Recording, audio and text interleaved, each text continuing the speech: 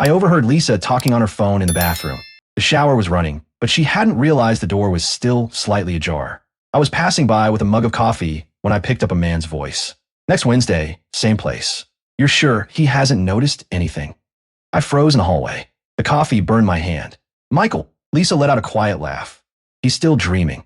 I packed away his baseball card collection. He thinks he just lost them. The realtor said I can sign for the apartment I like next week. I stared down at the coffee. Just last week she'd mentioned wanting to try a new blend, so I'd gone to 3 different shops to track it down. At breakfast the following morning, I said, "You seemed really busy lately." Lisa kept spreading jam over her toast without looking up. "Yeah, just organizing. The house is such a mess." Her eyes never met mine. Sunlight caught in her blonde hair. We'd been married 7 years. That night, I opened our shared family photo album. The week before, Lisa had uploaded a few pictures from a restaurant. The angles were strange, didn't look like selfies. 2-place settings on the table, and in the reflection of the window, a man's hand wearing a watch I didn't recognize. I set my phone aside and powered on my computer. On Friday, Lisa said she was meeting some friends from college. I stood at the window and watched her drive off. Then I called my old classmate Jack, now a lawyer. The conversation lasted 17 minutes. The next week passed quietly. Lisa stopped asking why I was staying late at work. She packed several of her clothes into boxes and moved them to the garage, claiming she was rotating seasonal items. Over the weekend, she cooked steak. We ate without speaking. Her phone lit up 3 times. Each time she silenced it immediately. Tuesday night, while she was in the shower, she left her phone on the dining table. The screen lit up with a new message. "The contract's ready. Love you." I kept my eyes on the game. The Bulls lost. Wednesday morning, Lisa wore the blue dress I'd given her. Before heading out, she hesitated. "Michael, maybe we should talk about the future." I nodded. "Sure, tonight." She smiled with visible relief. She thought I would fight for us. At 3 that afternoon, I left work early. When I opened the garage, her 2 suitcases were waiting. Inside were her jewelry, photo albums, important papers.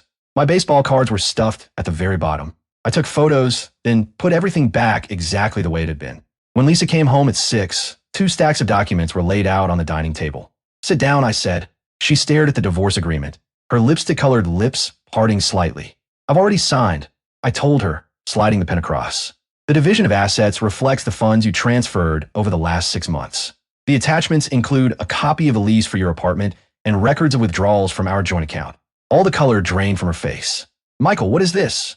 "Your boyfriend works at a real estate firm on 5th Avenue. His name is Richard." I flipped the page. "Divorced last year. 2 kids. Pays child support." I tapped the paper. "The down payment on your apartment came out of our joint account." "That's fraud." She began to tremble. "How did you? I followed you." "No." I took a sip of water. 2 months ago, you logged into your email on my tablet and forgot to sign out. I read everything. Your messages with Richard, the apartment contract, your travel arrangements." Lisa sank into the chair. Her carefully styled hair fell against her cheek. "You can hire a lawyer," I said calmly, "but under our prenup and state law, transferring assets like that won't look good in court. Sign now, and you keep what remains in your personal account. Drag this out, and we go to trial." Tears streamed down her face. "Michael, please. Sign or don't." I glanced at my watch. "I have an appointment at 7. Her hand shaking, she signed. I collected the papers and stood. "Where are you going?" she asked hoarsely. "A hotel." I opened the door. "The movers will be here at 9 tomorrow morning for my things. Don't forget to leave your key." The door shut softly. The hallway carpet absorbed the sound. The next day, Lisa called 12 times.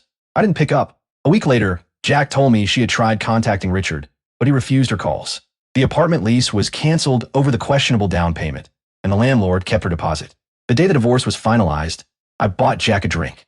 He asked how I'd managed to stay composed for 2 months. "I needed time," I said, "to trace what she'd moved, consult a lawyer, and organize the evidence. Getting angry is easy. Letting her feel her plan unravel, that takes patience." 3 months later, Lisa sent one last message. "How can you be so cold?" I didn't answer. I deleted the thread. Later, mutual friends told me Richard had gone back to his ex-wife. Lisa rented a small apartment and took a sales job at a department store. She believed she had mapped out every possible escape before making her move. What she never realized was that the moment she began paving her first road out, I was already waiting at the end of it.